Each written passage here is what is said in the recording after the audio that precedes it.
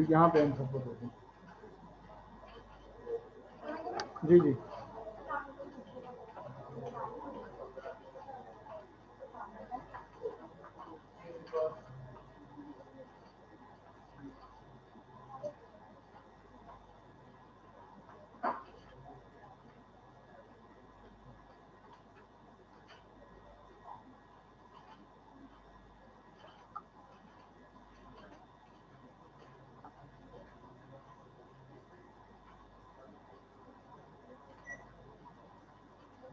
अली हसन, आप लोगों को आवाज़ आ रही है? Ali Hasan, Farooq, Almas. Yes sir, yes sir, काम है सर। ठीक है, थैंक यू।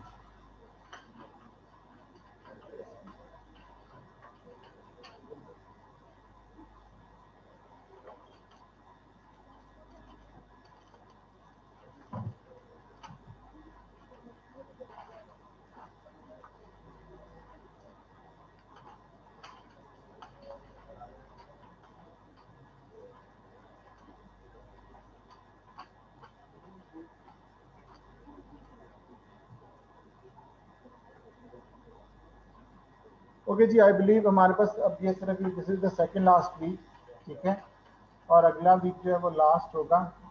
जो आपके पास जो क्वेश्चन मैंने दिया है इसमें हमने ऑलमोस्ट इसको किया हुआ है, अलग-अलग से स्टेटमेंट ऑफ फाइनेंशियल पोजीशन अलग की थी, इनकम स्टेटमेंट अलग किया था, ठीक है।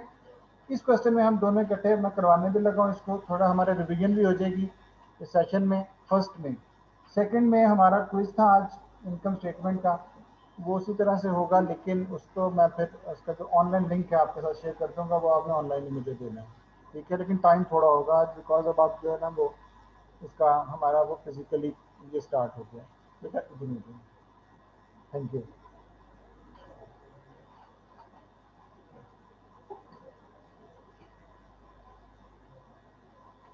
अच्छा जी, सो कोई और चीज़ पहले पूछनी हो, ऑनलाइन या फिजिकल एग्जाम के अलावा कोई भी क्वेश्चन अगर आप करना चाहें तो कर सकते हैं, वो नहीं पूछना, बिकॉज वो आप लोगों को जो भी विजिबल होगा यूनिवर्सिटी के हिसाब से, आप लोगों के हिसाब से वो आपको बता दिया जाएगा।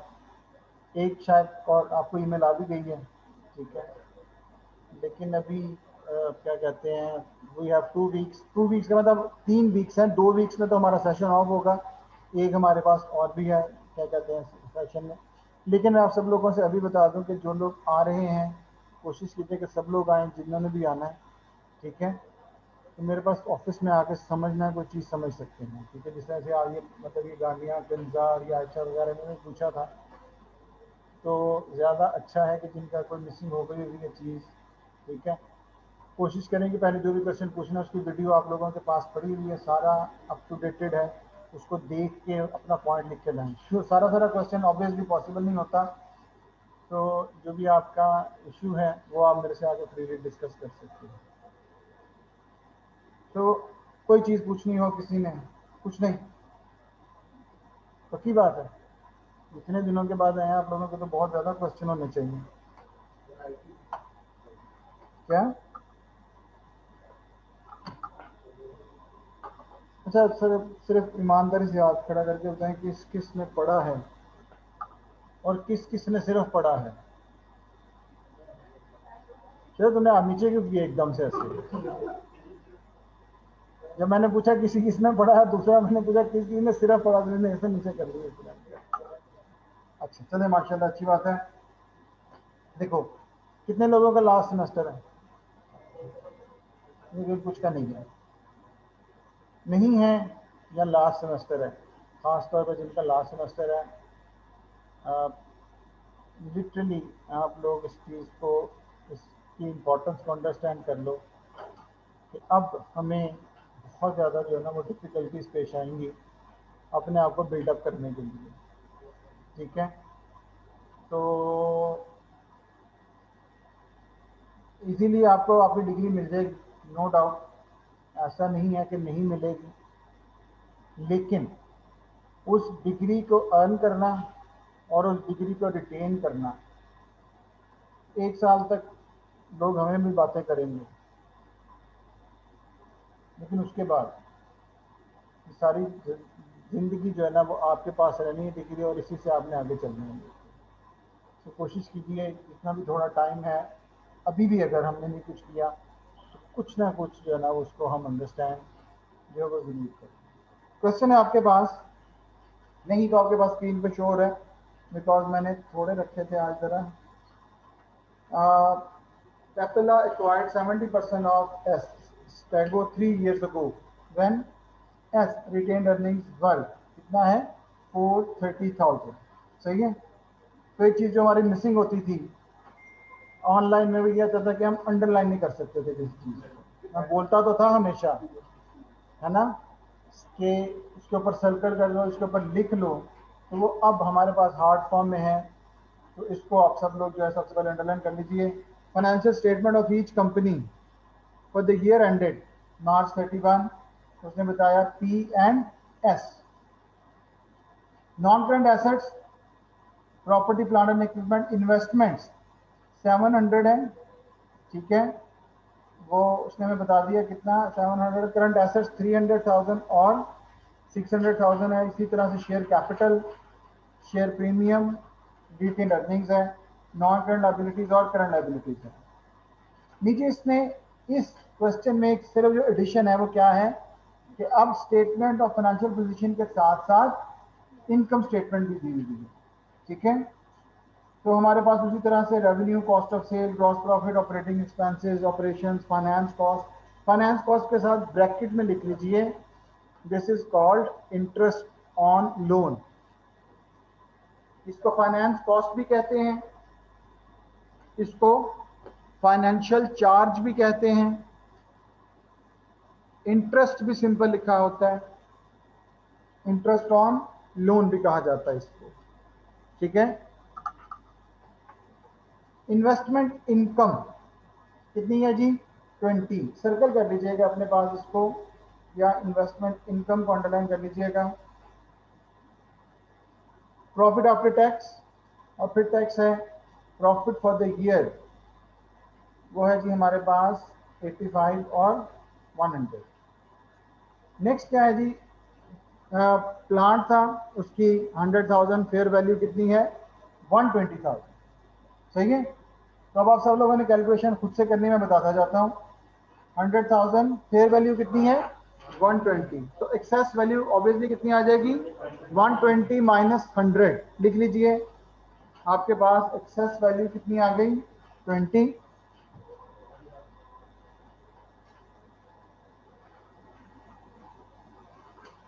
रिमेनिंग लाइफ उसकी कितनी है,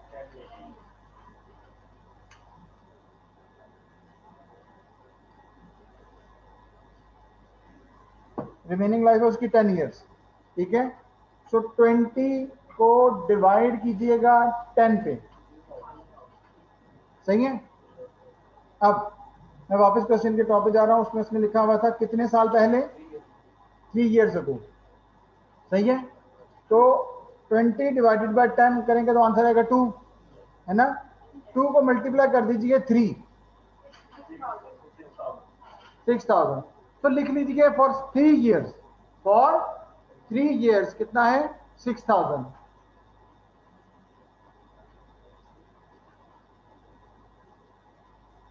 सो सर जी जी, सर अगर हमारा ईयर एंड हो रहा है जुलाई में तो फिर क्या होगा?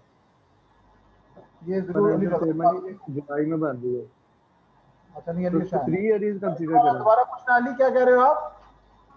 सर मैं कह रहा हूँ हमारा ईयर एंड अगर जुलाई में हो तो फिर भी हम 3 ईयर ही कंसीडर करेंगे। आमतौर पर ना, वैसे इसमें अगर लिखा होता है इस तरह का सिचुएशन हो ना, वो सही आप क्वेश्चन पूछ रहे हो कि full year depreciation in the year of purchase and non in the year of disposal, ठीक है। तो जिस साल खरीदा होता है उस साल पूरी डेप्रिसिएशन ली जाती है। तो जो आखिरी साल दिया हो, अगर उसने कहा हो कि ब्रोकन मंथ्स लेने हैं फिर हम मंथ्स के हिसाब से करते हैं, अदरवाइज आप कंसोलिडेशन के क्वेश्चन में उसको पूरा ही रखो। 120 माइनस 100 किया जी, आगे आंसर 20। लाइफ है हमारे पास 10 years, ठीक है। तो आपने इसको क्या किया 20 डिवाइडेड बाय 10, सही है, यही था। और हमारे पास ईयर्स कितने थे? 3, तो आंसर आ गया जी 2 मल्टीप्लाई बाय 3, तो ये आ गया 6। और इसमें हमने लिख लिया कि ये क्या है, फॉर 3 ईयर्स। इसी के साथ एक छोटा सा काम कर लीजिए, इस 6 को 3 पे फिर से डिवाइड कीजिए, क्या आ गया ये 2 जी? 2 6 आएगा सर। डिवाइडेड बाय 2, सॉरी 6 अच्छा डिवाइडेड ठीक, बाय 3 से 3, 2 आ जाएगा। ठीक है। तो आंसर दोबारा से हमारे पास क्या आ जाएगा? 2 आ जाएगा। तो ये जो 2 है ना, इसके साथ मैं कमेंट में लिख रहा हूँ कि फॉर 1 ईयर। किसके लिए लिख रहा हूं मैं?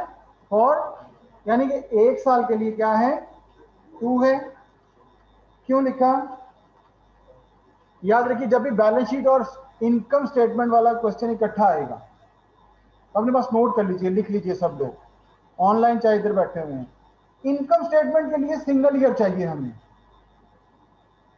इनकम स्टेटमेंट के लिए हमें क्या चाहिए?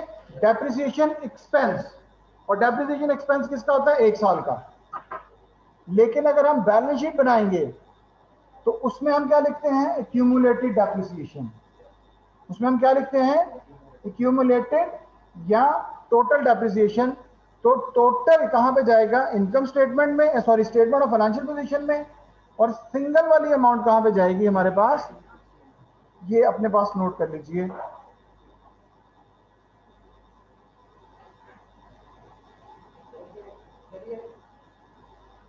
जी नहीं नहीं, ठीक, किसी उधार पे दे देंगे वापस, एक हम किराए पे दे देंगे बेटा आगे। इसलिए तो मैंने करवाया, मैं आपको ये तो बता रहा हूँ कि एक किसके लिए है? बैलेंस शीट के लिए। लिख लो उसको 6 के साथ फॉर बैलेंस शीट। और 2 किसके लिए है? Income statement. चलिए जी, अगला पॉइंट। अगला पॉइंट उसने क्या बताया? स्टैंडर्ड स्टेटमेंट है, हमें पता है। एनसीआई की फेयर वैल्यू बताइए उसने कितनी? 250,000, सही है। गुडविल, उसने कहा जितनी भी गुडविल निकलेगी उसको इम्पेयर्ड करना है कितने परसेंट से? फॉर एग्जाम्पल 100 निकलती है गुडविल, तो 100 का हम क्या लेंगे? 30%। ओके।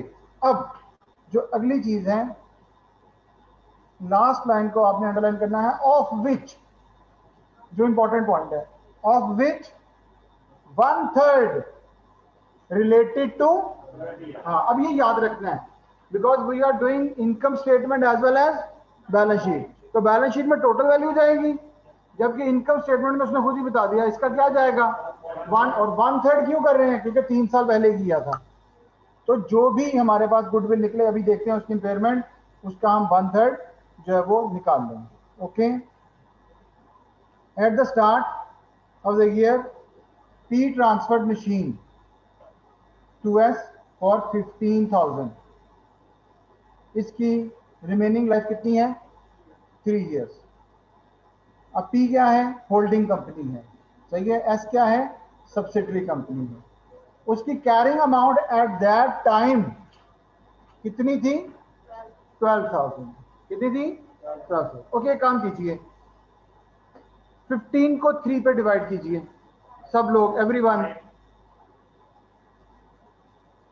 पॉइंट है ये, पॉइंट नंबर 3, पॉइंट 3 है जी।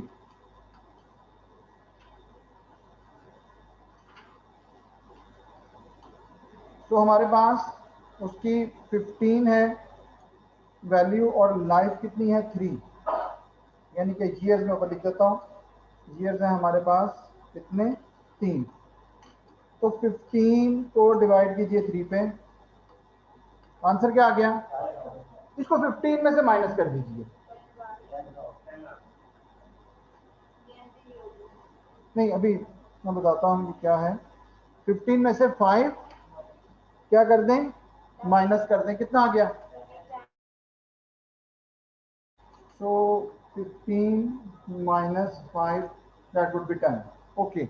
अब उसी वापस पॉइंट पे आइएगा। अब उसने क्या कहा कि उस वक्त उसकी कितनी वैल्यू थी? 12,000। सेम काम कीजिए, आप 12 को 3 पे डिवाइड कीजिए, 12 को 3 पे डिवाइड कीजिए, ठीक है। मैंने यहाँ पे लिखा 12, यहाँ पे लिखा 3, ठीक है। और वही चीज़ मैंने यहाँ पे काम कर दी है, कितना आ गया 6, सही है,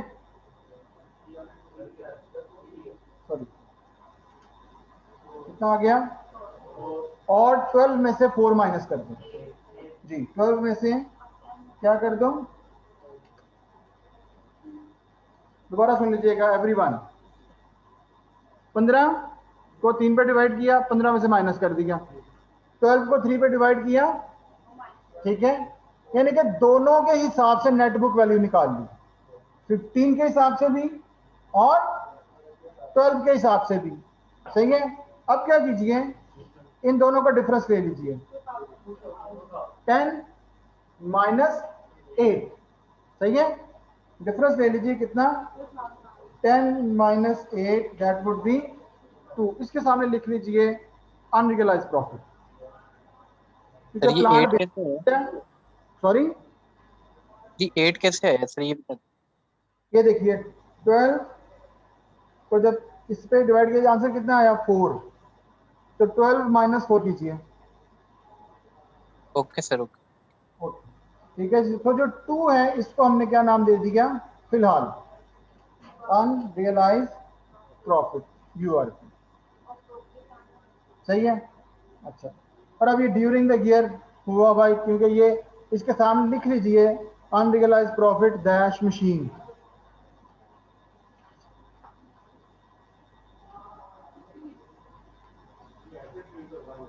सॉरी हाँ जी ऐसे ट्रीट हो, क्योंकि ये सिंगल है ना, साल के दरमियान में है। जब भी साल से ज्यादा वाली होगी, वो सिंपल आपने एक रूल रखना है, साल से ज्यादा वाली होगी टोटल बैलेंस शीट में जाएगा, सिंगल कहां पे जाएगा, इनकम स्टेटमेंट में, that's it. During the year, last point, second last point है in fact, as sold goods to P, कितना 60,000 एट ए मार्कअप ऑफ कितने परसेंट, अब ये सब आप सब लोगों को पता है मार्कअप मार्जिन, ठीक है। 40% of the goods remain unsold eight the year and, सही है। यहीं पर रुक जाएं, आगे करने की बजाय सब लोग जरा कैलकुलेट करके बताएं पहले मार्कअप कितना है और 40% कितना बन रहा है, जल्दी से। Unrealise profit in stock, everyone, बेटा बोलना नहीं, खुद से, सही है।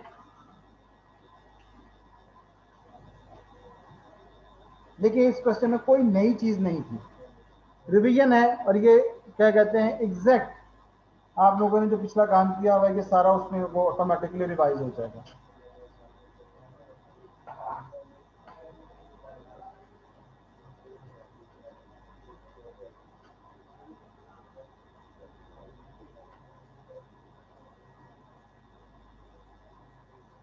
कितने का बेचा हमने, 60,000 का, सही है। और मार्कअप कितना है 20%, जल्दी से निकालिए, और निकाल के भी बोलना नहीं है, जब मैं पूछूंगा तब बताना आपने।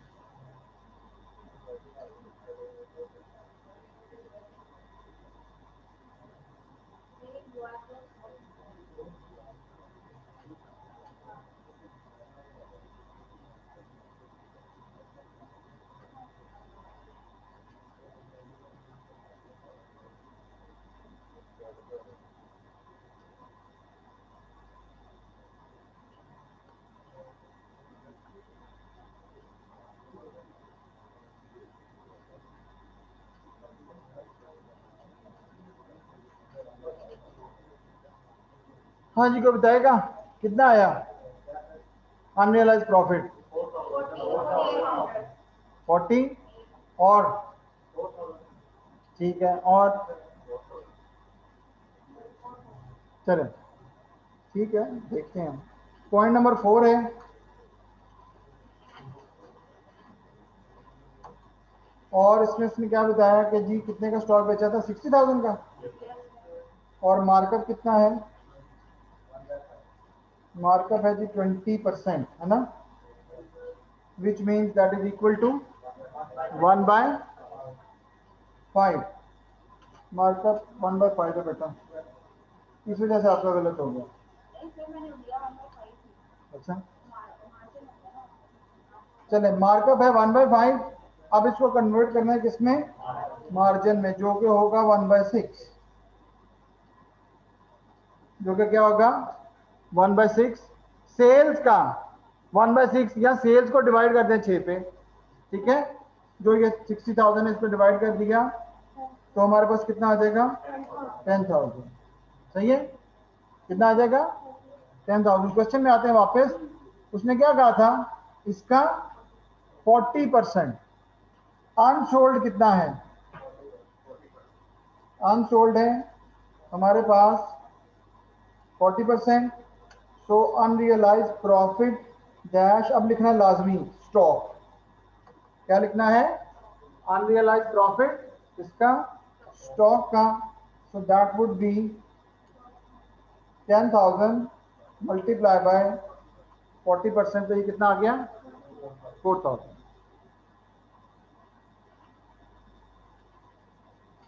ठीक है, अब मैं ये बार बार अगेन रिपीट कर रहा हूँ कि मार्कअप और मार्जिन पता नहीं कहाँ कहाँ पर किस किस जगह पे जाके ये आगे भी इंटरव्यू में, टेस्ट में, इसके जो है और फर्दर स्टडीज़ में भी ये यूज़ होता है। आम तौर पर इंसान रेशियो प्रोपोर्शंस में और परसेंटेजेस में क्वेश्चन को करते हुए टेक्निकल गलत कर देता है। आगे प्रोफेशनल स्टडीज़ में परसेंटेज की कैलकुलेशन को वो गलत नहीं मानते हैं, लेकिन अगर if you fails to convert margin into markup और मार्कअप इनटू मार्जिन, मसलन आपने कन्वर्ट सही किया लेकिन जल्दी में आपने 20% के बजाय 30% लिख दिया, सपोज फॉर एग्जांपल, सही है, तो वो इसको नहीं मानेगा, वो कहेगा पीछे इसका कॉन्सेप्ट सही था। बट अगर आपने मार्कअप और मार्जिन को कन्वर्जन में आपने गलत किया है तो फिर वो इसको टेक्निकली जो है वो ट्रीट करेगा कि यहाँ पर स्टूडेंट जो है वो वीक है। सही हो गया, ओके जी। लास्ट उसने हमें एक बात बता दी, सिर्फ और सिर्फ क्या है, डिविडेंड पे किया हमें कितना 20,000। सो इसका सोल्यूशन करते हैं, पहले बनाएंगे जी बैलेंस शीट और फिर बनाएंगे इनकम स्टेटमेंट, ठीक है। सबसे पहले क्या होता है जी, कौन सा टेबल बनता है, याद है ना, इक्विटी टेबल, ओके। तो क्या है जी, एक्विजिशन रेट, और दूसरी कौन सी है, रिपोर्टिंग डेट, और यहाँ पे हम लिख लेते हैं डिफरेंस। शेयर कैपिटल, क्वेश्चन में आते हैं, देखते हैं उसका शेयर कैपिटल कितना है। शेयर कैपिटल आपके पास क्वेश्चन में नजर आ रहा है कितना, सब्सिडरी का कितना 150, और सब लोग यहाँ पे एक ही दफा ना अपने आप को सेव कर लिया करें, यहीं पर सिंपल लिख लें डॉलर्स इन 1000। आप कहीं पे एक जगह पे कहीं पर भी कॉर्नर में लिख देंगे, ठीक है, एग्जामिनर आपके नंबर नहीं डिडक्ट कर सकता। लेकिन अगर ये नहीं लिखा होगा तो फिर जो है ना वो जो डिडक्शन हो जाती है। सही है, ओके। शेयर कैपिटल 150 और 150 है। नेक्स्ट क्या है जी, देखिए शेयर प्रीमियम दिया हुआ है, शेयर प्रीमियम है लेकिन पेरेंट का है, सब्सिडरी का नहीं है, ओके। तो at acquisition date retained earnings, R E मैंने लिख दिया रिटेन्ड अर्निंग्स। क्वेश्चन पे आते हैं, बिल्कुल ऊपर उसने दिया होगा कितना 430, और नीचे भी इसको कर लेते हैं याद, कितना है 700, ठीक है। एक्विजिशन डेट पे कितनी है 430, और यहाँ पे कितना है 700, ठीक हो गया। सिंपल है कि हर क्वेश्चन में मोर और लेस यही चीज होती रही है इसमें जब हम बनाते रहे हैं। नेक्स्ट लिखिएगा fair value adjustment. Fair value adjustment किसकी, हाँ, अब देखिएगा यहाँ पे किसने बेचा था, एस ने। एस जब भी कोई ट्रांसफर करेगा प्लांट, या जब भी उसकी कोई वैल्यूएशन होगी, या एस स्टॉक बेचेगा तो उसकी एडजस्टमेंट हमेशा इक्विटी टेबल में आएगी। ओके, तो यहाँ पे लिखिए सबसे पहले फेयर वैल्यू एडजस्टमेंट हमने कितना डिफरेंस निकाला हुआ है 20, तो दोनों पे लिख लीजिए 20 इस तरह से 120 माइनस 100, ठीक है, कमेंट में मैं लिखने लगा हूँ सो दैट जब आपके पास आए तो 100 माइनस 120 माइनस 100 कर दिया तो 20 आ गया। लेस डेप्रिसिएशन आप निकाल चुके हो और मैं पहले बता चुका हूँ टोटल डेप्रिसिएशन कहाँ पे आएगी, बैलेंस शीट में, सही है। तो टोटल हमारे पास कितनी थी, ये हमने यहाँ पे लिख देते हैं जी टोटल, बल्कि हम यहाँ पे लिख देते हैं ताकि और ज़्यादा अच्छा हो जाए, एक्यूमुलेटेड जो हमारा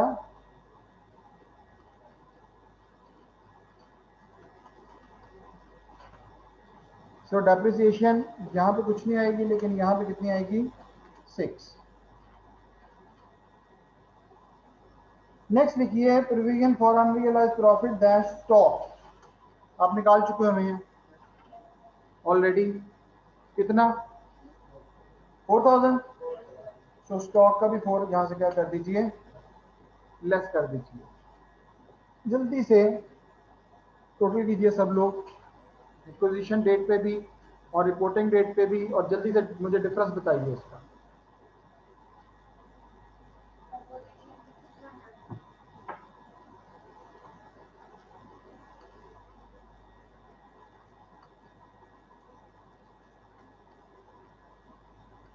$600 और दूसरा है 860, और डिफरेंस निकाल लेते हैं 860 माइनस 600, तो 260 को आप अच्छा है कि लिखें, ऊपर भी लिख सकते हैं इसको, पोस्ट एक्विजिशन रिजर्व,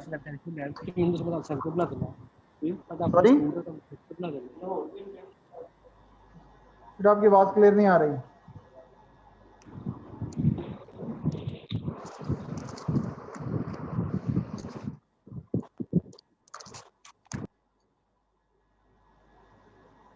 चलिए जी 860 माइनस 600, तो हमारे पास कितना आ गया,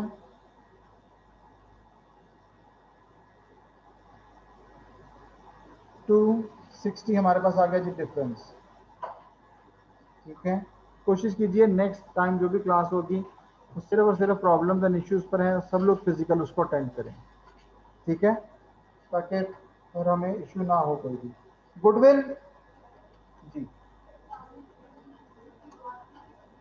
सॉरी, हाँ हाँ बिल्कुल सही है। प्लांट और मशीनरी का देखिए यहाँ पर उसने क्या किया, अब कौन ट्रांसफर कर रहा है, पेरेंट, किसको, सब्सिडरी, तो वो कभी भी इक्विटी में नहीं आएगा, ठीक है। नेक्स्ट देखिए जी गुडविल, क्या लिखते हैं सबसे पहले गुडविल में, सबसे पहली चीज, क्या बात है, कॉस्ट ऑफ, भाई बच्चा पढ़न लगते हैं उन्हें, cost of investment, very good, शाबाश। कितना, क्वेश्चन में जाते हैं और देखते हैं उसने हमें ये बताई हुई थी कॉस्ट ऑफ इन्वेस्टमेंट क्या 700, कोई और नहीं था, इसलिए हमने स्ट्रेट अवे इसको लिख लिया, उसने हमें कोई और इंफॉर्मेशन नहीं दी। Less, sorry, add fair value of, नहीं, fair value of NCI, fair value of NCI, ठीक है। तो फेयर वैल्यू ऑफ एनसीआई हमें क्वेश्चन में गिवन है, वो कितनी है जी 250, तो 250 लिख लिया, 700 प्लस कितना आ गया 950, ठीक है। लेस क्या करेंगे, फेयर वैल्यू एट एक्विजिशन, और वो हम निकाल चुके हैं ऑलरेडी, यहाँ से रेफरेंस दे देते हैं उसका, 600 माइनस दिस, तो ये क्या निकल आई, हाँ जी, गुडविल एट एक्विजिशन। क्वेश्चन में उसने हमें क्या बताया था, क्वेश्चन में उसने हमें बताया था कि 30% आपने इसकी क्या लेनी है, इम्पेयरमेंट। ठीक है, तो यहाँ पे मैं आया और यहाँ पे मैंने इसको मल्टीप्लाई कर दिया किससे, 30% से, तो ये आ जाएगी इम्पेयरमेंट। इसके साथ लिख लीजिए ब्रैकेट में इम्पेयरमेंट टोटल, ब्रैकेट में लिख लीजिए इम्पेयरमेंट टोटल का मतलब है 3 साल के लिए। सही है। क्वेश्चन में मैंने एक चीज अंडरलाइन करवाई थी आपके पास, देखिएगा, ऑफ विच 1/3। सही है, 1/3 रिलेटिंग टू। अब इस तरह से करते हैं इसको ना, यहाँ पर एक नोट अलग से लगा लेते हैं कि 1/3 फॉर इनकम स्टेटमेंट, ताकि गलती ना हो बाद में हमें। सही है, तो किस तरह से, is equal to this divided by 3। इसको अपने पास नीचे नोट कर लें लहजा से। इसको हमने 105 3 साल की इम्पेयरमेंट है, क्योंकि हमने इसको कब किया था, 3 साल पहले। 700,000 3 साल पहले पे किया होगा ना। इसका मतलब 350 निकली गुडविल हमारे पास टोटल, उसका 30% क्या हुआ, इम्पेयर्ड। सो 105 बैलेंस शीट में जाएगा, पक्की बात है, यानी कि जो उसकी इम्पेयरमेंट होने के बाद, कट कटाने के बाद। लेकिन यहाँ पर उसने क्या कहा कि इस 105 में से जो 1/3 है वो किस साल चार्ज करना है, इस साल। इसका मतलब है पिछले साल 35 चार्ज किया होगा, उससे भी पिछले साल 35 चार्ज किया होगा, तो ही टोटल बना होगा ना जी, ये इनकम स्टेटमेंट। तो यहाँ पे लिख लीजिए पहले नेट गुडविल हमारे पास कितनी बच गई, 350 माइनस 105, तो ये हमारे पास आ गई क्या, नेट गुडविल, जो कि हम बैलेंस शीट में जाके बाद में लिखेंगे। चलिए आपके पास क्वेश्चन है, जल्दी से मुझे एनसीआई की वैल्यू निकाल के दीजिए, सामने आपके पढ़ी हुई है, फेयर वैल्यू ऑफ एनसीआई भी पढ़ा हुआ है, पोस्ट एक्विजिशन रिजर्व भी पढ़ा हुआ है। जल्दी से एवरीवन, आप सब लोगों को पता है how to calculate value of NCI.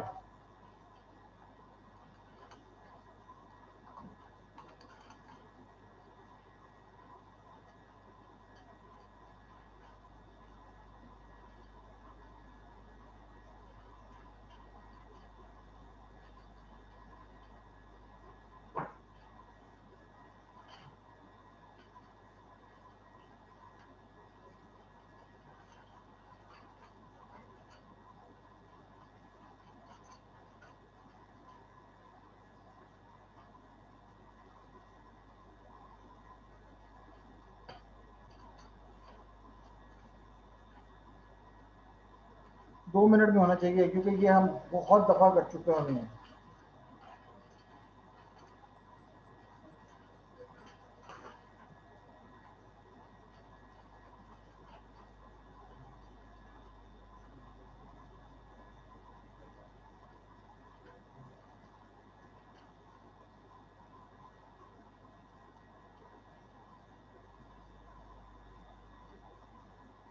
Fair value of NCI कितनी गिवन है जी, 250।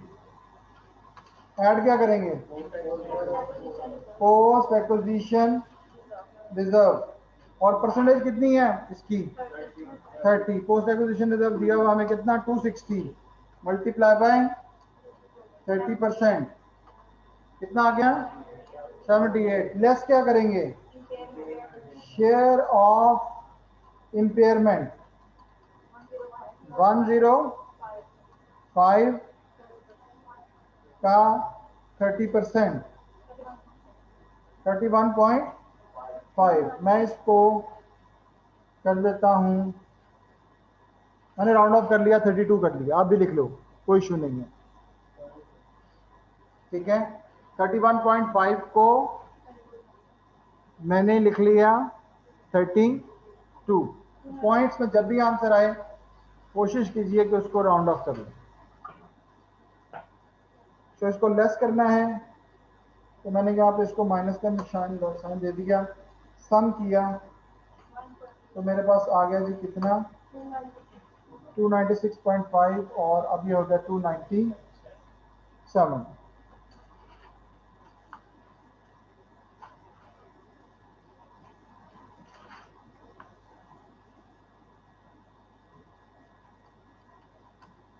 296 आना चाहिए।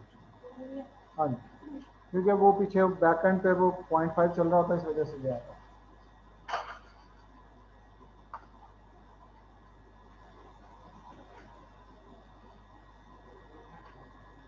इसके बाद क्या निकालते हैं जी वैल्यू ऑफ एनसीआई के बाद? Group retained earning. सबसे पहले क्या आएगा? पेरेंट की रिटेन्ड अर्निंग।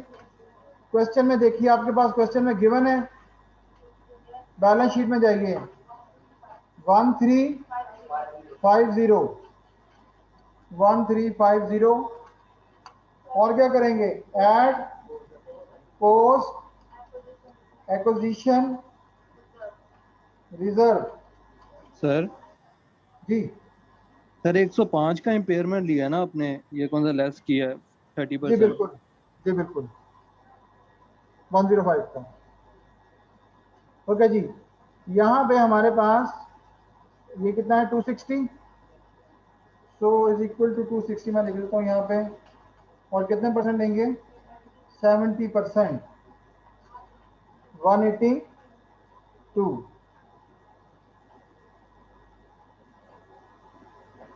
अगला क्या है? Less share of impairment. सही है। तो अब हमारे पास टोटल इम्पेयरमेंट कितनी है? 105। उसमें से 32 छोड़ दें, बाकी इधर ले लेंगे, है ना।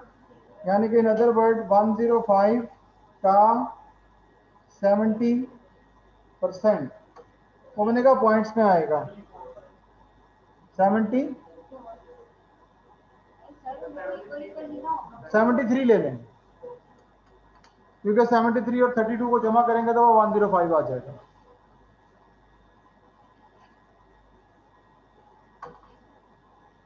ठीक है, तो इसमें कोई यानी कि डरने वाली बात नहीं होती है। अगर आप 0.5 का कुछ किया आप इसको कर लीजिए, बस ये देखिए कि उसका सम अप जो है ना वो टोटली आना चाहिए उस पेज पे। अब जो एक पॉइंट हमने निकाला था यहाँ पे, वो इधर आएगा। कौन सा? ये जो किया था ना हमने, ये वाला URP किसका?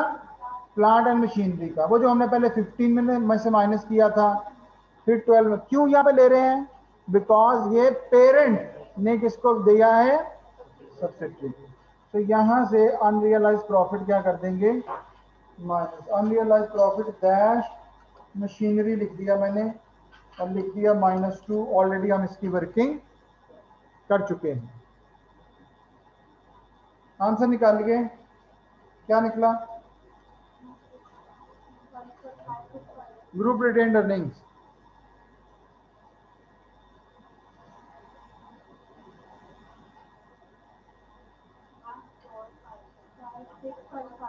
वन फोर, चलिए जी 1457 आ गया। नेक्स्ट पेज पे जाइए, जल्दी से बैलेंस शीट बनाना शुरू कीजिए। एवरीवन, आपके पास सारी फिगर्स आ गई हुई हैं। यू हैव गुडविल, आपके पास एनसीआई भी आ गया, ग्रुप रिटेन्ड अर्निंग्स भी आ गया।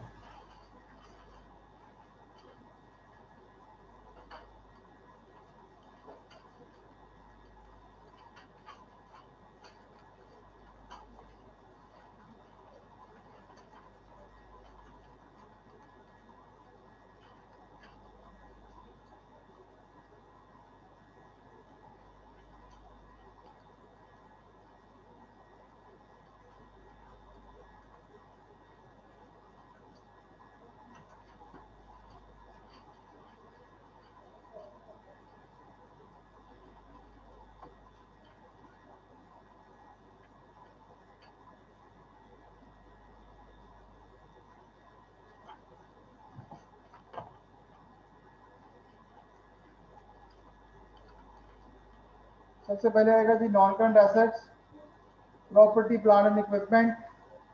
जल्दी से बोलते जाएं आप। पेरेंट का कितना है? आपके पास क्वेश्चन में दिया हुआ है पेरेंट का कितना? 900। ठीक है, और दूसरे का कितना है? 400। Okay, 900 plus 400 plus 20, fair value जो एडजस्ट करनी है -6। because we are going to take total depreciation, और -2 ये जो ऊपर वाला किया हुआ ये, ठीक है।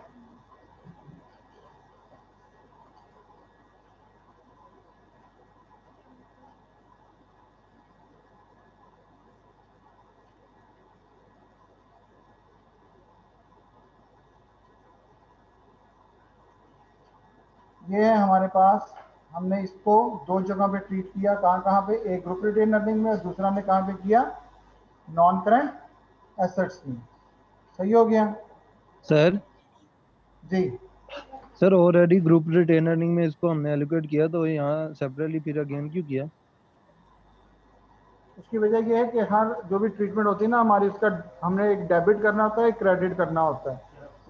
तो एक तरफ से हमने कहाँ से नॉन उसको किया, नॉन करंट एसेट्स में से, और दूसरी तरफ हमने उसको कहाँ पे एडजस्ट किया था, ग्रुप रिटेन अर्निंग में। अगर सिर्फ सिंगल करेंगे तो कभी भी आपकी बैलेंस शीट टैली नहीं होगी। ओके जी, आंसर बताइए इसका कितना आया?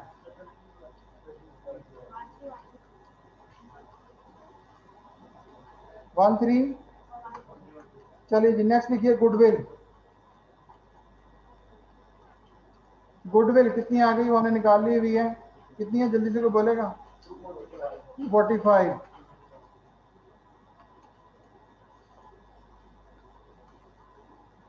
Current assets, current assets balance sheet में कितने हैं जी? 300 और 600। अनरियलाइज प्रॉफिट निकाला था हमने स्टॉक का, और क्लोजिंग स्टॉक कहाँ पे लिखा होता है? करंट एसेट्स में, ठीक है। सो -4 क्या गया? अनरियलाइज प्रॉफिट किसका? स्टॉक का। अब आखिरी चीज जो आप लोगों ने मुझे बतानी है, लास्ट जो हमने छोड़ दिया था, कहते हैं at the year end S books showed a receivables of कितना? 6000 ड्यू फ्रॉम किससे? पेरेंट से। कितने? 6000। This disagreed with the payables, वो बैलेंस कितना है? 1000। क्या मतलब हुआ इसका? 6000 रिसीवेबल में से माइनस करेंगे और ठीक है, पेएबल में से 1000। और बाकी का? सर बाकी का कैश कौन सा? तो याद रखिए, एक क्या कह रहा है कि हमने 6000 लेना है, दूसरा क्या कह रहा है हमने 1000 देना है। इसका मतलब है कि जो डिफरेंस है दोनों का, that is called cash in transit. सही है।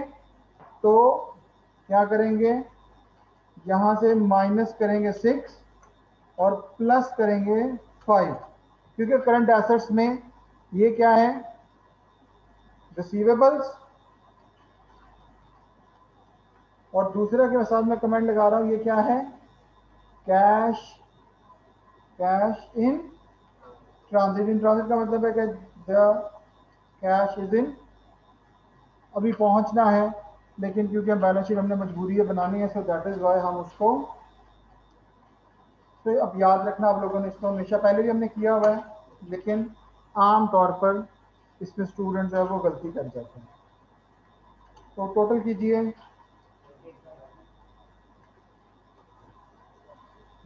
चलिए जी, नेक्स्ट जल्दी जल्दी से, शेयर कैपिटल।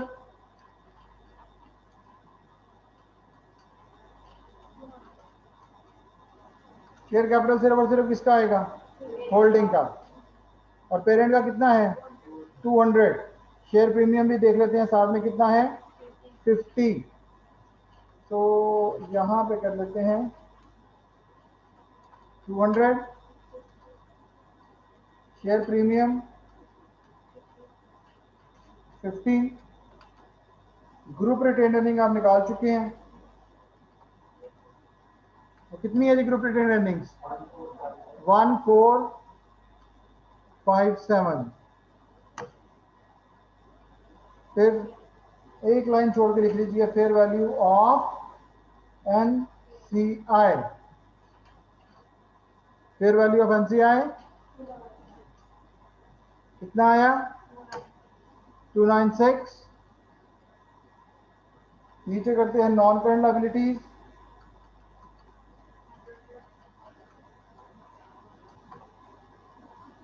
क्वेश्चन में देखिएगा नॉन करंट लायबिलिटीज कितनी कितनी है, 100 और 90, 190।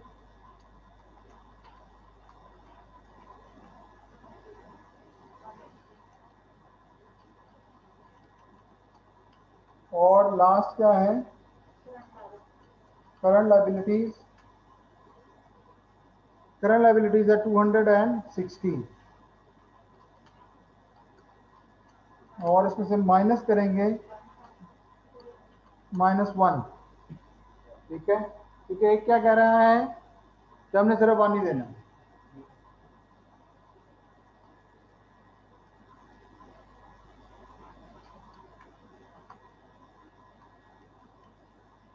तो सम करते हैं इसका। तो ये देखिए हमारे पास इसका टोटल सम जो है वो सेम आ रहा है 2452।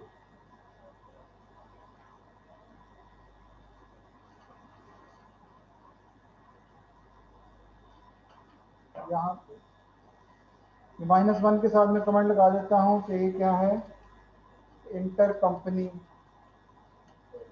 बैलेंस। ठीक है जी, कोई चीज़ यहाँ तक पूछनी हो पूछ सकते हैं। उसके बाद छोटा सा काम है हमारा इनकम स्टेटमेंट का, फिर ये हमारा क्वेश्चन पूरा हो जाएगा। जल्दी से, यू हैव 2 मिनट, जल्दी से रिव्यू कर लीजिए। ठीक है, शुरू से क्वेश्चन को एवरीवन।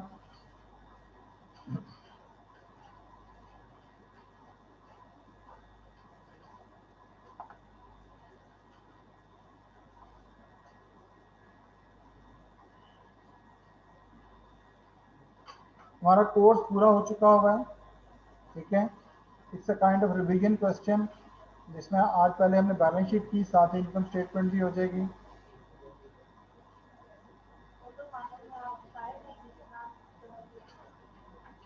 देखो फाइनल में सारा तो नहीं दिया जा सकता, आप वन वे और द अदर एक ही काम है हमारा।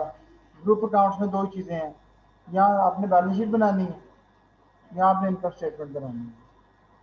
और अगर एसोसिएट की बात करेंगे हम, तो उसमें भी यही चीज़ें हैं। सिंपल की बात करेंगे तो वही है, क्योंकि हम ज़्यादा कोशिश करेंगे कि हमारा जो मिड के बाद वाला है।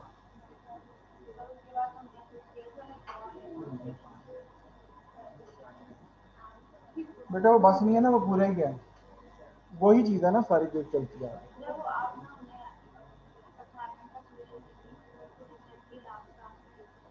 बेटा असाइनमेंट का सोल्यूशन मेरे पास ना लेके आओ। नहीं वो देखो मेरी बात सुनो, बात पता क्या है, आप लोग जो करके लाओगे, चलो इस चीज़ में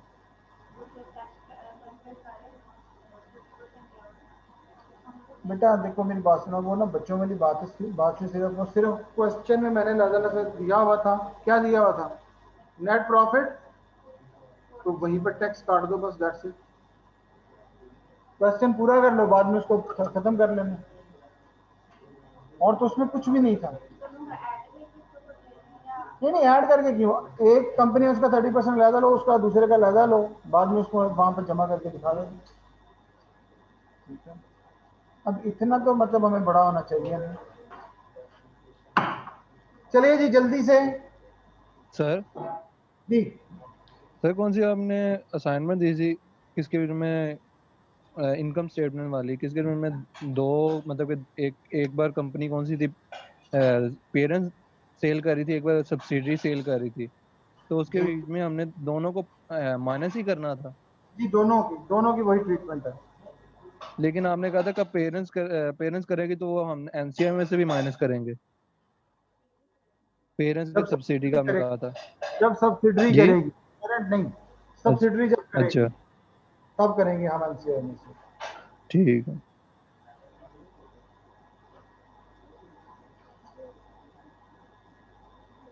चलिए जी जल्दी से जी।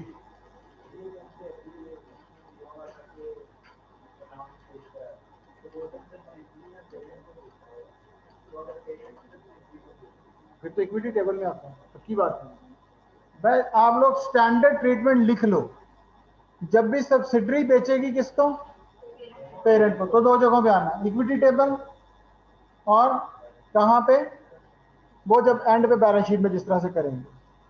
लेकिन दूसरी ट्रीटमेंट क्या है कि पेरेंट ने बेचा।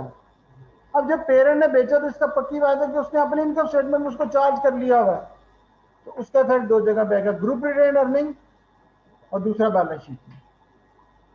अब देखो ना, आप स्टॉक का जब सब्सिडरी बेचती क्या करते हो, एक इक्विटी टेबल से माइनस करते हो, दूसरा कहां पे जाके करते हो, स्टॉक में, कहां पे, बैलेंस शीट में। सही है। अच्छा, अगर होल्डिंग बेच दे तो फिर आप कहां पे करोगे, ग्रुप रिटेन अर्निंग्स में। क्यों, रिटेन अर्निंग्स निकलती कहां से है, इनकम से। इनकम कहां से ड्राइव होती है, सेल में से। सो दैट इज वाई हमने उसको कहां से माइनस किया, ग्रुप रिटेन अर्निंग। दूसरी ट्रीटमेंट सेम है, वो चाहे सब्सिडरी ने बेची हो, कहीं से भी बेची हो, वो बैलेंस शीट में वो सेम रहेगी। सही हो गया। अच्छा जी, इनकम स्टेटमेंट लिखिएगा, उसी तरह से मैं यहाँ पे लिख लेता हूँ। सबसे पहले रेवेन्यू, रेवेन्यू कितना है जी, बोलिएगा जल्दी से, क्वेश्चन में आपके पास है 1000। दूसरा क्वेश्चन में आ जाते हैं जी, 1000 और 260, ठीक है, जल्दी से। और सेल कितने की थी, सेल कितने की थी, कहाँ पे गई सेल, हाँ जी 60,000 की। ठीक है, ये जो आप लोग पूछ रहे थे ना भाई किंसा, ये वही पॉइंट है, सेल टोटल टोटल जो भी की हुई है तो हमने उसका इफेक्ट कैंसिल करना। कितना, -16, और यहाँ पे लिख लेता हूँ मैं सम,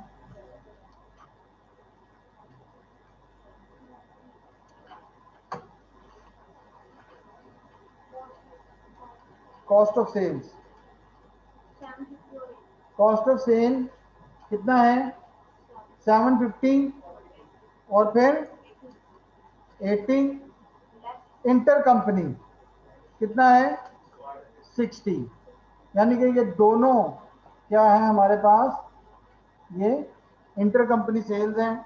हमने इसको सेल में से एक की सेल होती है और दूसरे की वो क्या होती है, कॉस्ट ऑफ सेल। ठीक है, दूसरे की वो क्या होगी, जैसा मैंने एग्जांपल दी थी, शॉपकीपर जब भेजता है तो उसकी वो, आप जो पैसे दोगे सेल होगी, लेकिन जो आपने पैसे पे किए वो आपकी क्या है, वो कॉस्ट है, वो आपका एक्सपेंस है। सही हो गया।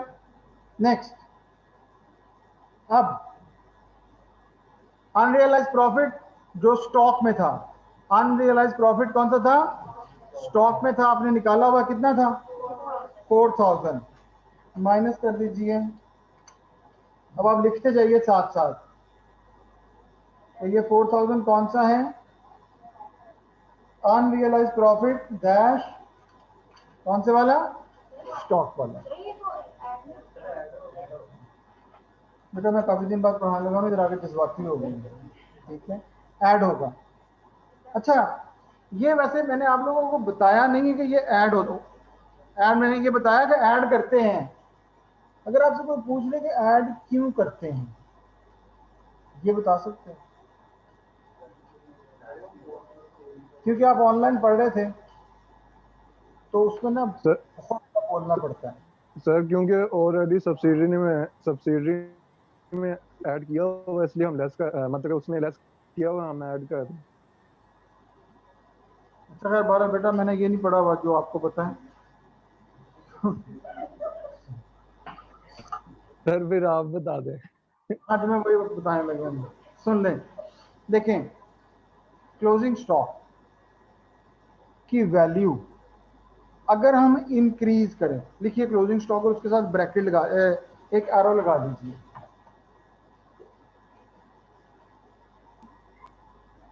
क्लोजिंग स्टॉक की वैल्यू को हम अगर क्या करें, तो लिख लीजिए जीपी इंक्रीज हो जाएगा।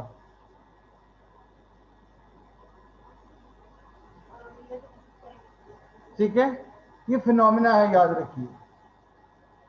और एक ये ना अकाउंटेंट्स के पास ये सबसे बड़ा फिनोमेना होता है, वो जब भी उसने मालिक कहे ना कि प्रॉफिट ज़्यादा दिखाओ तो वो क्लोजिंग स्टॉक की वैल्यू को क्या करते हैं, क्योंकि क्लोजिंग स्टॉक ज़्यादा पड़ा होता है। आप बचपन से पढ़ते आ रहे हो ना ट्रायल बैलेंस, और नीचे लिखा होता था वैल्यू ऑफ क्लोजिंग स्टॉक, क्योंकि वो सारा स्टॉक गिन के रखा होता है। तो क्लोजिंग स्टॉक की वैल्यू जब बढ़ा देंगे ना तो ऑटोमेटिकली ग्रॉस प्रॉफिट क्या होगा, सही है, और वाइस वर्सा, यानी कि क्लोजिंग स्टॉक कम होगा तो जीपी क्या होगा। अब यहाँ पे प्रॉब्लम क्या है, हमारे पास उसने क्लोजिंग स्टॉक नहीं दिया होता, दिया क्या होता है, कॉस्ट ऑफ सेल। क्या दी होती है, जिसमें ऑलरेडी अनरियलाइज प्रॉफिट क्या होता है, शामिल होता है। क्या होता है, क्लोजिंग स्टॉक में वो प्रॉफिट क्या हुआ होता है, एक ने बेचा दूसरे को, ठीक है, दूसरे के पास वो स्टॉक पड़ा हुआ है, तो इसका मतलब है उस स्टॉक में दो चीजें शामिल है, एक उसकी कीमत और एक उसका प्रॉफिट, सही है। अब जब हम क्या करेंगे, हमारे पास अगर क्लोजिंग स्टॉक की वैल्यू दी होती तो हम उसमें से वो माइनस कर देते हैं।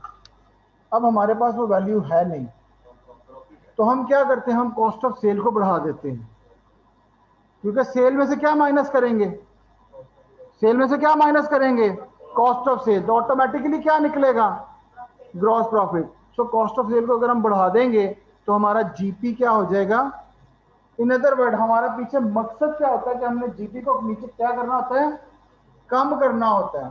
क्या करना होता है, क्योंकि उसके अंदर क्या शामिल है, क्लोजिंग स्टॉक। क्लोजिंग स्टॉक में जब प्रॉफिट शामिल है इसका मतलब उसकी वैल्यू क्या है, हाई है। मतलब आप अपने दिमाग पे इतना जोर ना डालिएगा, मैं बहुत टेक्निकल बात कर रहा हूँ, ठीक है, लेकिन इसलिए कर रहा हूँ कि अगर कल कला को आप एसीसीए में या कहीं पे भी जाते हो, वो रैशनल पूछते हैं, why are you adding unrealised profit in cost of sale. तो उसका रैशनली यही है कि क्लोजिंग स्टॉक की वैल्यू क्योंकि इंक्रीज हुई होती है, जिससे ऑटोमेटिकली हमारी कॉस्ट ऑफ सेल क्या हो जाती है, कम हो जाती है, और हमारा जीपी क्या हो जाता है, हाई हो जाता है। सो दैट इज वाई हम अपना अनरियलाइज प्रॉफिट जो स्टॉक वाला होता है वो इसमें क्या कर देते हैं, ऐड कर देते हैं, तो ऑटोमेटिकली हमारा जीपी क्या हो जाता है, वो फिर कम हो जाता है। ओके, नेक्स्ट एक दूसरा लिखिए, वो शुरू में मैंने बताया था कि टोटल 6 था क्यूमुलेटेड, और 2 जो था फॉर 1 ईयर। अब मैं इसके साथ लिख रहा हूं ऊपर इनकम स्टेटमेंट के लिए, ठीक है, सारे का सारा हमने टोटल कहां पे ले लिया, बैलेंस शीट में ऑलरेडी ले चुके होंगे। सो यहां पे कितना है, 2, और डेप्रिसिएशन कितनी थी, सॉरी वो हम ये ले चुके हैं, ठीक है, और लास्ट क्या था, ये वाला मशीनरी वाला, ये भी इत्तेफाक से कितना था, 2 था, ठीक है। सो लिखिएगा अनरियलाइज प्रॉफिट, ये कौन सा अनरियलाइज वाला प्रॉफिट है, मैं कमेंट में लिखने लगा हूं मशीनरी वाला। अब 3 चीजें हैं, स्पेलिंग को छोड़ दीजिएगा। ये क्या था, डेप्रिसिएशन, ये कौन सा है, अनरियलाइज प्रॉफिट स्टॉक, ये क्या है, डेप्रिसिएशन, और ये क्या है हमारे पास, अनरियलाइज मशीनरी। तो ये मैक्सिमम जो सबसे ज्यादा डिफिकल्ट चीज थी वो हमारे पास कॉस्ट ऑफ सेल की एडजस्टमेंट्स थी, जो कि हमारे पास हो गई। तो टोटल हमारे पास निकले कॉस्ट ऑफ सेल कितनी, 778। ग्रॉस प्रॉफिट हमारे पास निकला है कितना, 422। नेक्स्ट लिखिएगा जी ऑपरेटिंग एक्सपेंसेस 60 प्लस 35, ये देखिए जो गिवन है 60 और 35, और एक मैंने ऊपर नोट लगा के लादा से किया हुआ है ना, इम्पेयरमेंट कितना, 1/3, वो भी इत्तेफाक से कितना था, 35 आ गया था, सही है। तो यहाँ पर लिखिएगा 35, और कमेंट में मैं लिखने लगा हूँ इट इज 1/3 ऑफ क्या है, इम्पेयरमेंट, ठीक है, इम्पेयरमेंट का 1/3 हमने कहाँ पे यूज करना था, इनकम स्टेटमेंट में। 60, 35 गिवन था और 105 का 1/3 कितना आ गया, 35। तो सम कर लीजिए,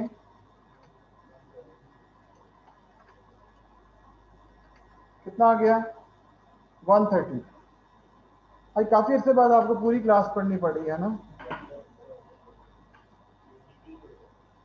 ऑनलाइन में बंदा उठ के इधर उधर हो जाता है, मतलब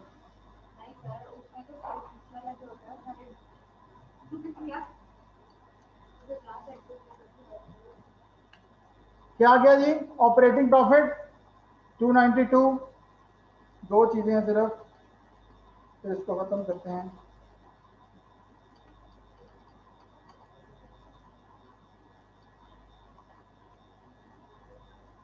नेक्स्ट, फाइनेंस कॉस्ट कितना कितना है जी, जल्दी जल्दी बता दीजिए। क्वेश्चन में गिवन है आपको फाइनेंस कॉस्ट कितनी है, 25 और 15।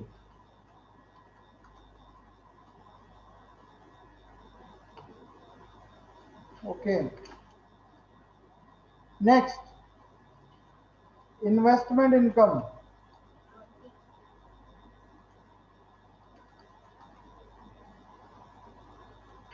इन्वेस्टमेंट इनकम कितनी है, क्वेश्चन में जाइएगा जरा जल्दी से, लास्ट पॉइंट के ऊपर कितना दिया हुआ है, 20,000। सही है। आपने एस को कितना होल्ड किया हुआ है, जल्दी से निकालिए, 20 का 70%। सब लोग दोबारा सुनिएगा।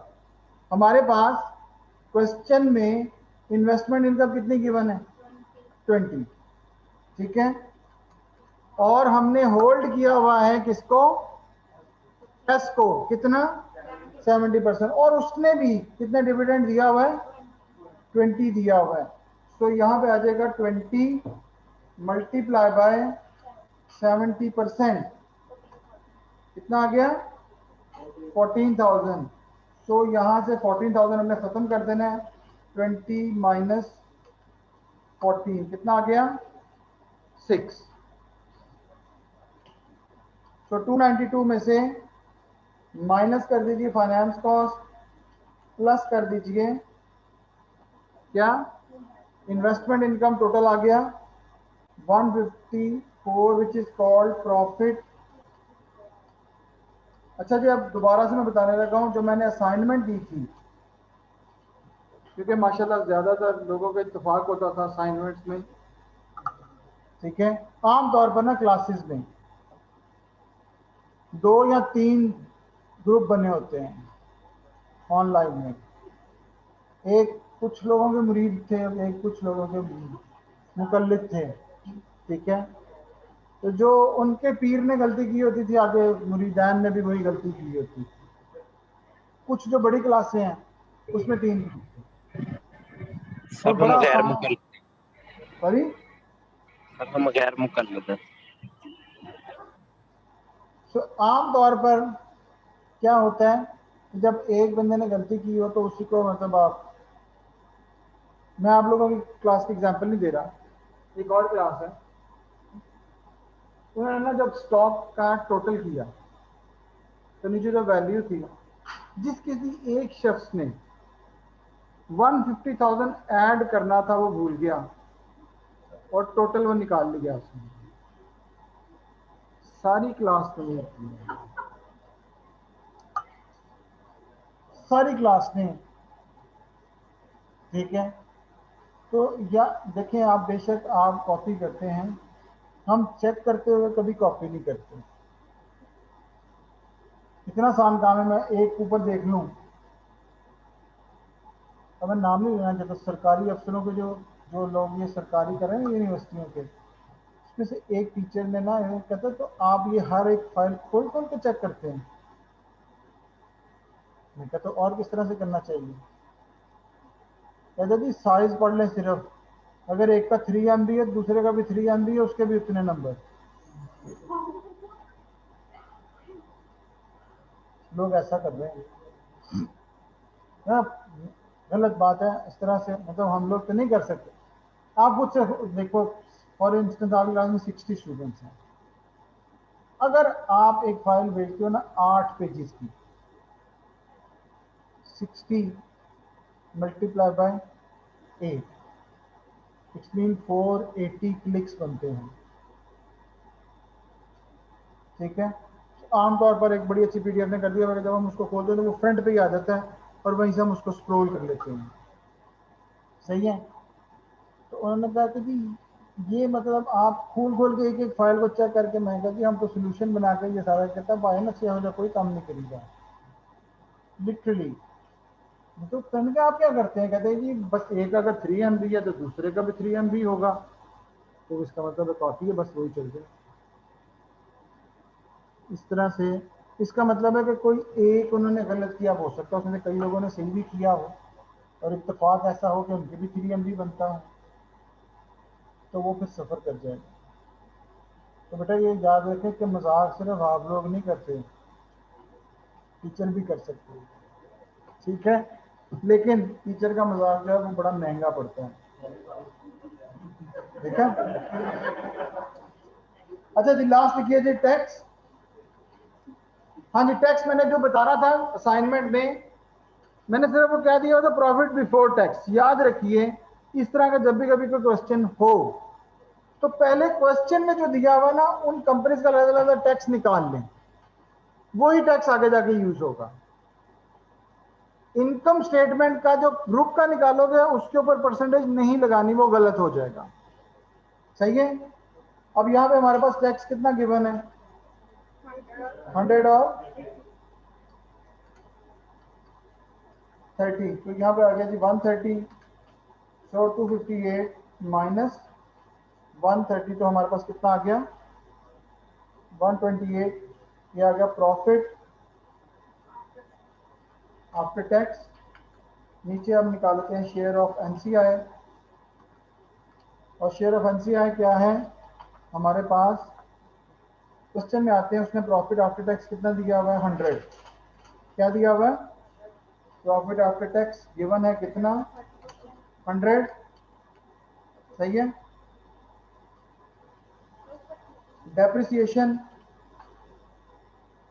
नहीं अभी निकाल लेते ना उसका, 30% अभी नहीं लेना। डेप्रिसिएशन हमने कितनी चार्ज की थी 2, कितनी चार्ज की थी 2, और प्रीमियम फॉर अनरियलाइज प्रॉफिट किसका, स्टॉक वाला, ठीक है। कौन सा वाला, स्टॉक वाला, सिंपल। वो कितना है 4, बस। बाकियों में उसका कोई कसूर नहीं, क्योंकि दूसरा जो प्लांट था वो किसने बेचा था, वो पेरेंट ने बेचा था, उसका इसमें ट्रीटमेंट नहीं है। तो यहाँ पर सिर्फ और सिर्फ कौन सी वाला ले रहे हैं हम, वो जो सब्सिडरी ने स्टॉक बेचा और जो सब्सिडरी ने, ठीक है। तो कितना आ गया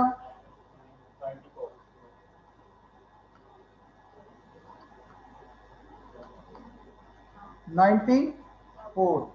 अब 94 का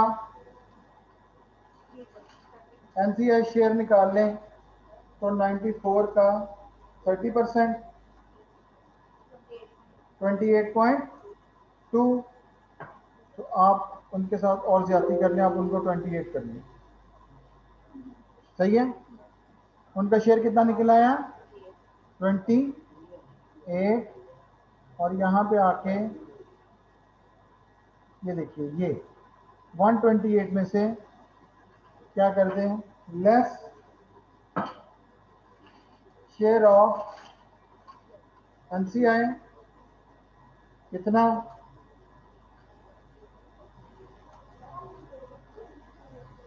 किसकी, वेरी सॉरी, बिल्कुल सही है जी, हम मिस कर गए।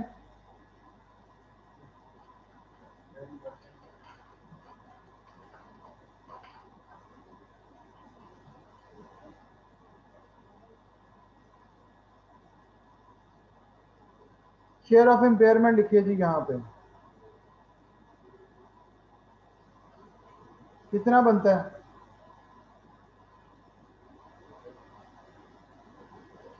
इंपेयरमेंट कितनी थी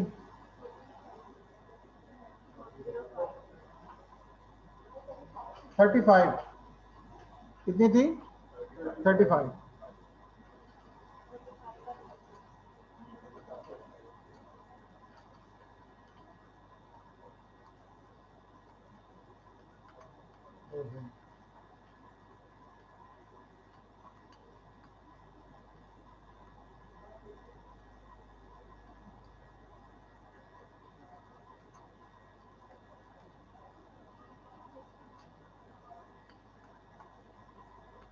फोन बेचारों के पास मजीद कुछ नहीं रहा।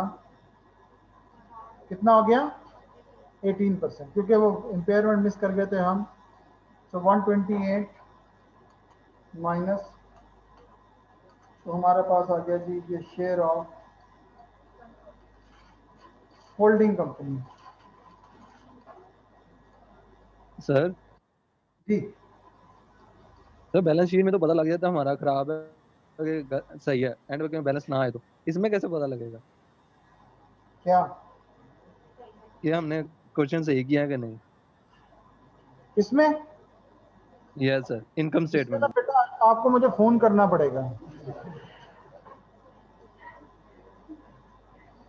अब सर मैं कर इनकम ली। के साथ बेटा को बटन तो नहीं ना लगा सकता। दबा के चेक कर लेंगे जी आवाज आ रही है तो सही है, नहीं तो खराब है। तो इसमें नहीं पता चल सकता, बैलेंस शीट का हमें पता चल सकता होता है। अच्छा आमतौर पर देखें, आमतौर पर हम जब इनकम स्टेटमेंट या बैलेंस शीट करें तो हम इनकम स्टेटमेंट पहले बनाते हैं, ठीक है, और बैलेंस शीट। लेकिन यहाँ पर याद रखिए आप लोगों ने हमेशा पहले फाइनेंशियल स्टेटमेंट्स बनाए, स्टेटमेंट ऑफ फाइनेंशियल पोजीशन, और उसके बाद इनकम स्टेटमेंट बनाए, ठीक है, फिर गलती नहीं होगी आप लोगों से। चलिए जी, कोई क्वेश्चन है तो पूछ लीजिए। अब मैं जो है वो मॉडल एलएमएस पे रख दूंगा, ठीक है। तो 5 बजे के करीब स्टार्ट कर लीजिएगा, आपके पास 1.5 घंटा होगा, ठीक है। यहाँ पे करना है क्या करना है मुझे बता दीजिए, आपकी मर्जी है, लेकिन घर जाके नहीं काम होना। 1.5 घंटा सिर्फ, उससे 1 मिनट नहीं ऊपर होना।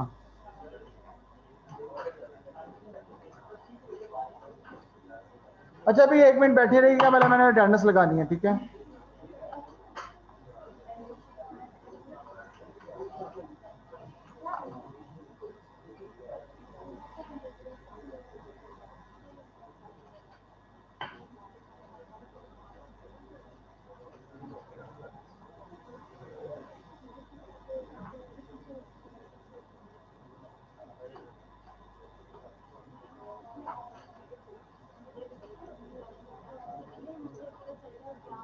मैं आज आप लोगों को ना जरा अटेंडेंस भी बता दूं।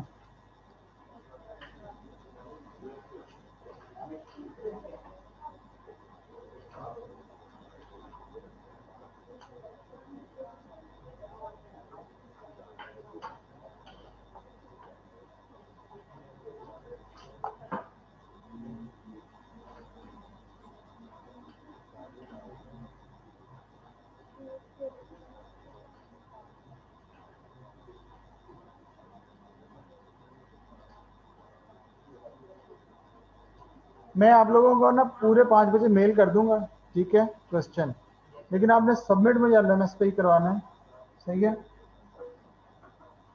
और वो आपका टाइम उसका 6:30 के स्टार्ट है।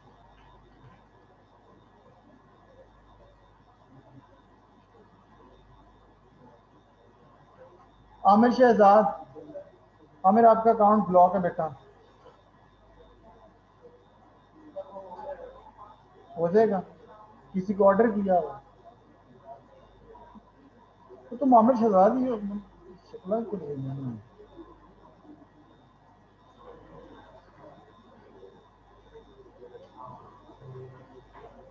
अब्दुल्ला अरशद, अदीम, यस अदीम क्या, sir. Ali Hasan, Ali Hasan Farooq, Ali Hasnain, Ali Hussain, yes sir. Ali Kamal, present sir. Almas, present sir. Amir Hamza, present sir. आमना अभी तक नहीं हुआ आपका, Aqsa, Ayesha Iqbal, Bilal Kamal, yes sir. Burhan, Faiza, Ghania, Habib, Haider, Hammad, sir Haider Ali present. Aknawaz, present sir. Hassan Kaiser, Hunair, Irfan, जी sir present. Liaquat, yes sir. Maria, Mahreen, Mohsin, present sir. Mubeen, yes sir. Abdu, Ahmed, Mohammad Ahmed Shafiq. बेटा आपकी ज़िंदगी बहुत ख़तरे में है, मैं पहले बता दूँ। ठीक है, मोहम्मद अहमद है यहाँ पे। Mohammad Asad Shahid, Bilal, Faheem Farooq, Haris, Haseeb, yes sir. मुआज, ठीक है, Salman, Munira, Musa bin yes sir, Tariq, Salman present. Yes sir, Musa bin Tariq. ठीक है जी, Muzammil, yes sir. Amar, yes sir. Saad, yes sir. Saad Ishtiyaq,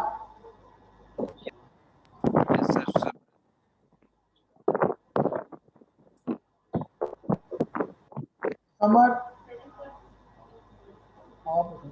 Shahryar, Sharaf, Shahzeb, yes sir.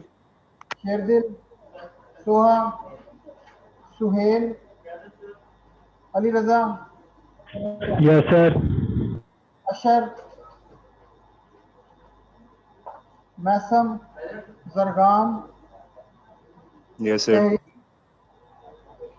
Tehreem, Present, sir. Adish, Zara Zahid. Sir Mohammad Bilal.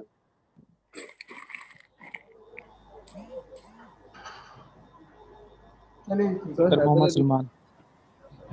है,